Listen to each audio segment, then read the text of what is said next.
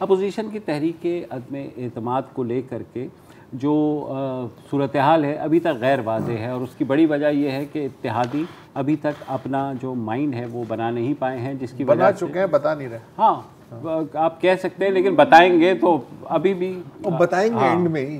Exactly, बिल्कुल, जब मौके तो 10 लाख के मजमे से गुजरने के बाद जिसका मतलब है कि तमाम मीडिया चैनल्स की चांदी है कि ओहो, वो जब ऐसा- तक ऐसा जब तक वो याशिया पेश नहीं होगी तो रोज एक यार नए 28 जो को है, क्यों पेश होने की बातें हो रही हैं, अगले महीने की 28 को क्यों नहीं हो रही, ताकि और रमजान होगा ना सर हम तो नहीं खींच सकेंगे ना इतना ज्यादा। वो बाकी खींच लेंगे, हम तो 3 दिन में के बाद कहेंगे कि यार अब क्या बात करें। Anyway sorry. बहरहाल अपोजिशन अब इत्तेहादियों ने की जो मुलाकातें हैं वो तो सिर्फ अपोजिशन से ही हो रही हैं या आपस में ही हो रही हैं, और हर रोज़ सुबह ये बताया जाता है कि आज रात को हम ऐलान करेंगे, और वो फिर बात अगले दिन चली जाती है। अभी भी कहा जा रहा है, तो ये अगले दिन करते करते वो बिल्कुल क्लोज़ जा कर के करेंगे, ताकि जो भी उन्होंने कंसेशंस लेनी है हुकूमत से या अपोजिशन से उसको वो वे कर सकें। लेकिन बातें तो अब बहुत खुल के हो रही हैं ना यार। मैं बात कर रहा हूँ जैसे आज महर बुखारी के शो में परवेज़ इलाही ने जो बातें की, बिल्कुल, और उन्होंने क्या कहा कि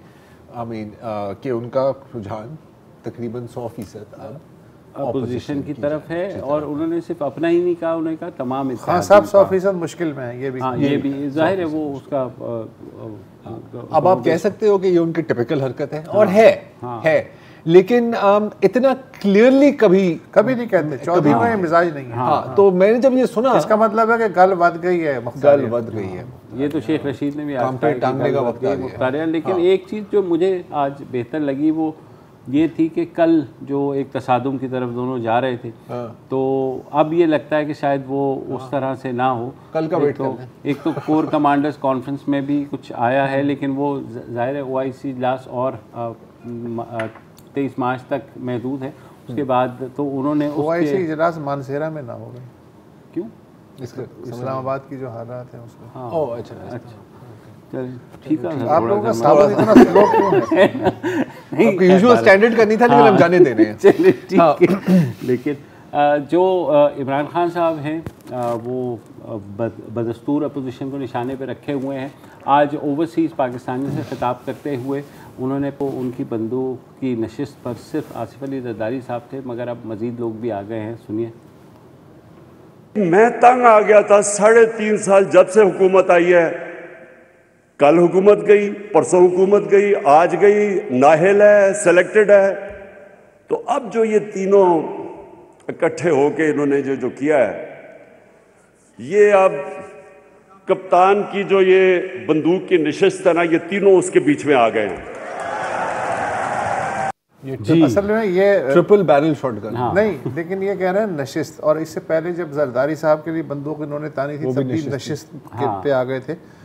शुस्त होता है, इनके 2-3 उर्दू जानने वाले डेफिनेटली वजीर होंगे, उन्हें कहना चाहिए खान साहब ये शुस्त होता है जो किया जाता है।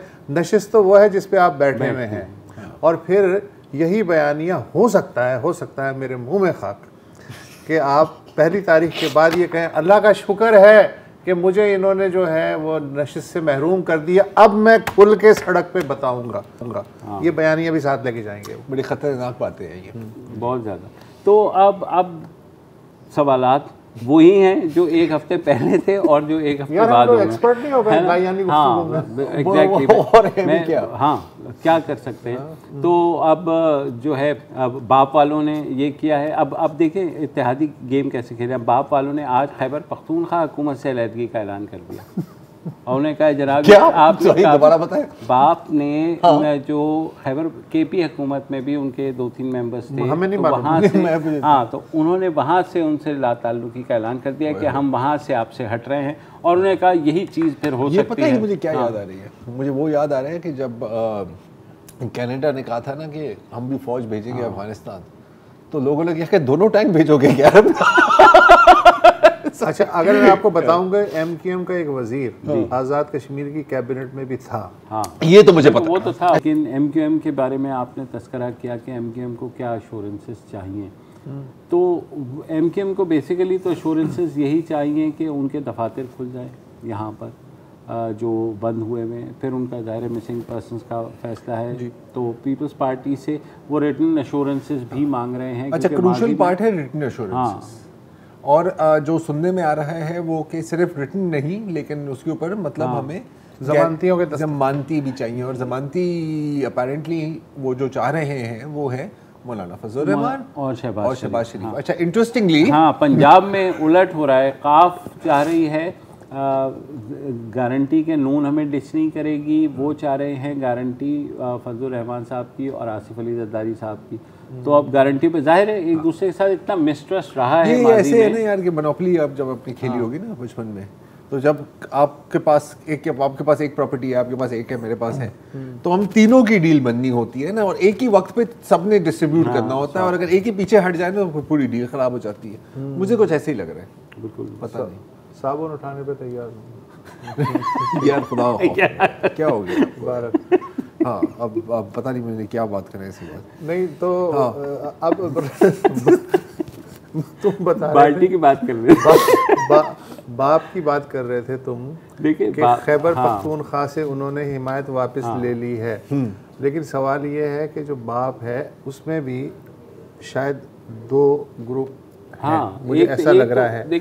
जिस तरह जीडीए में फहमीदा मिर्जा जो हैं वो इमरान खुल्लम उन्होंने कहा जी इमरान खान के साथ हैं, बाकी जो जीडीए के अरकान हैं वैसे हैं तो 3। नहीं, वही मैं कह रहा हूँ कि जब लोग कहते हैं ना कि जीडीए में स्प्लिट आने वाली है, तो ये मतलब क्या, कैसे? हाँ, डेढ़ आपके पास रख लो यार। Thank you so much. बाप और हुकूमत का तो एक वो भी चल रहा है ना कि इनके जो 5 MNAs में से 3 हैं जाम कमाल के साथ, जो कि जिनको हटाया गया हाल ही में, तो अब वो कह रहे हैं कि जनाब तो बाप है और सौतेला बाप है। हाँ एग्जैक्टली, सही है। तो वो स्टेप ब्रदर्स के दरमियान भी हो गए, तो 3 उधर से चले गए। तो अपोजिशन अभी भी कह रही है कि काउंटिंग पूरी है, मगर मुझे ये लगता है कि जितनी ये दूर चली गई है तो it gives a chance to government as well कि वो मनूवरिंग कर सकते हैं अब इस सारी सूरत हाल में, कि भाई अब जब आपके पास पत्ते आ गए हैं कि कौन किसको क्या ऑफ़र कर रहा है, तो वो यही चीज़ अगर ऑफ़र करेंगे तो हो सकता है। वो ये चीज़ ऑफर करने से तो कुछ नहीं बनता है, आपको ऊपर की ऑफर देनी होती है। तो इससे, लेकिन वही बात है ना कि वो